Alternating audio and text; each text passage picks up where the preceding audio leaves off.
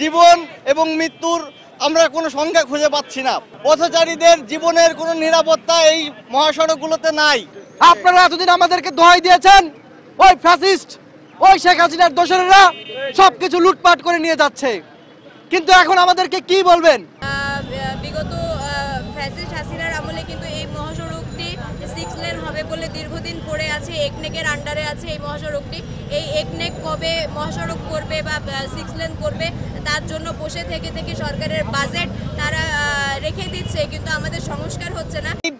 মহাসড়কগুলা বিভিন্নভাবে ভেঙে চুরে একাকার হয়ে গেছে এবং এখানে দেখা যাচ্ছে প্রতিনিয়ত দুর্ঘটনার সম্মুখীন হচ্ছি। পথচারীদের জীবনের কোনো নিরাপত্তা এই মহাসড়কগুলোতে নাই। এই মহাসড়কগুলোতে প্রতিনিয়ত অ্যাক্সিডেন্টের পর অ্যাক্সিডেন্ট হয়ে যাচ্ছে এবং যার কারণে জীবন এবং মৃত্যুর আমরা কোনো সংখ্যা খুঁজে পাচ্ছি না। বন্ধুগণ, গতকাল বিকালে আমাদের সহযোদ্ধা মারুফ হাসান সুকর্ণ একটি ভয়াবহ সড়ক দুর্ঘটনার শিকার হয়ে এখন জীবন মৃত্যুর সন্ধিক্ষণে দাঁড়িয়ে আছে। এর দায়ভার কে নেবে? আমাদের মহাসড়কগুলো কবে ঠিক হবে? আমরা দীর্ঘদিন যাবৎ, আপনি আমার হাতে এই পোস্টার দেখতে পাচ্ছেন, সারা যশোর শহর জুড়ে কিন্তু আমরা এই পোস্টার ছাপিয়েছিলাম। আমরা প্রশাসনের কাছে বারবার বলেছি এই মহাসড়কগুলো যেন অতি দ্রুততার সাথে ঠিক করে দেওয়া হয়, কারণ এই সড়ক পথে আমাদের জীবনের নিরাপত্তা তাদেরকে নিশ্চিত করতে হবে। কিন্তু দেখা যাচ্ছে আমাদের এই কোনো কথার, আমাদের দাবির কোনো কর্ণপাত তারা করছে না। বিগত বছরগুলোতে এই রাস্তা, এই যশোর খুলনা ঝিনাইদহ মহাসড়ক মাত্র 3.5 বছর 4 বছর আগে করা হয়েছিল, কিন্তু আপনারা দেখে থাকবেন এই যে এই মোড়ে কি অবস্থা রাস্তার, প্রত্যেকটা জায়গার কার্পেটিং উঠে গেছে, বিভিন্ন ঢেউ খেলানো রাস্তা এবং এটার কারণে মূলত অ্যাক্সিডেন্টগুলো মূলত হচ্ছে। আমরা ড্রাইভারদের কি দোষ দিব?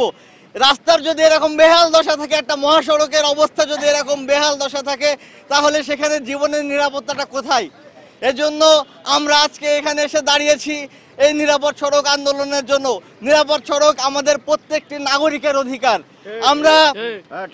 আমরা আমাদের জীবনের নিরাপত্তা চাই এবং মহাসড়কে নির্বিঘ্নে যেন চলতে পারি। অতি দ্রুততায় এই মহাসড়কগুলো সংস্কার করার দাবি জানাচ্ছি প্রশাসনের কাছে।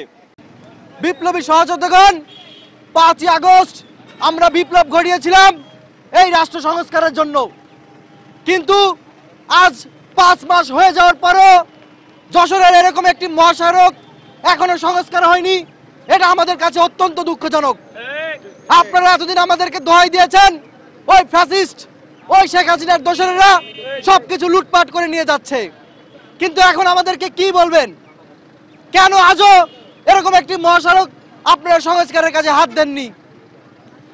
আমরা একটি স্পষ্ট মেসেজ দিতে চাই, যদি আগামী 7 দিনের ভিতরে এই যশোরের এই মহাসড়কটি আপনারা সংস্কারের কাজে হাত না দেন, আমরা 7 দিন পরে ওই সড়ক ভবন ঘেরাও করব।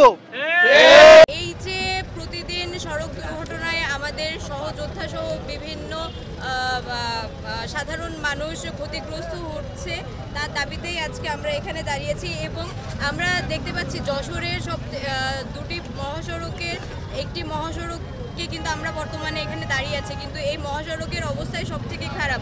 যশোর থেকে চৌগাছা যাওয়ার পথে এবং যশোরের বিভিন্ন জায়গায়, যেরকম কোলেরহাটের যে রাস্তাটা, ওইখানেও বিভিন্ন সময়ে আমরা দেখে থাকি যে প্রায় দুর্ঘটনার শিকার হয় মানুষ।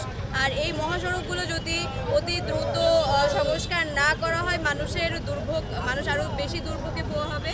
এই জন্যই আমরা এই দাবিতে আজকে এখানে এসেছি। আর অতি দ্রুত প্রশাসন এবং সড়ক জনপদের কাছে আমাদের আবেদন, আমাদের এই মহাসড়কগুলো যাতে অতি দ্রুত সংস্কার করা হয়। এবং আরেকটা বিষয়, বিগত ফ্যাসিস্ট হাসিনার আমলে কিন্তু এই মহাসড়কটি 6 লেন হবে বলে দীর্ঘদিন পড়ে আছে, একনেকের আন্ডারে আছে এই মহাসড়কটি।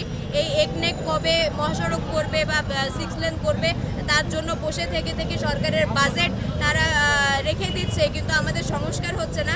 এই কাজ যেন পরবর্তীতে আর না হয়, তার দাবিতেই আজকে আমরা এখানে।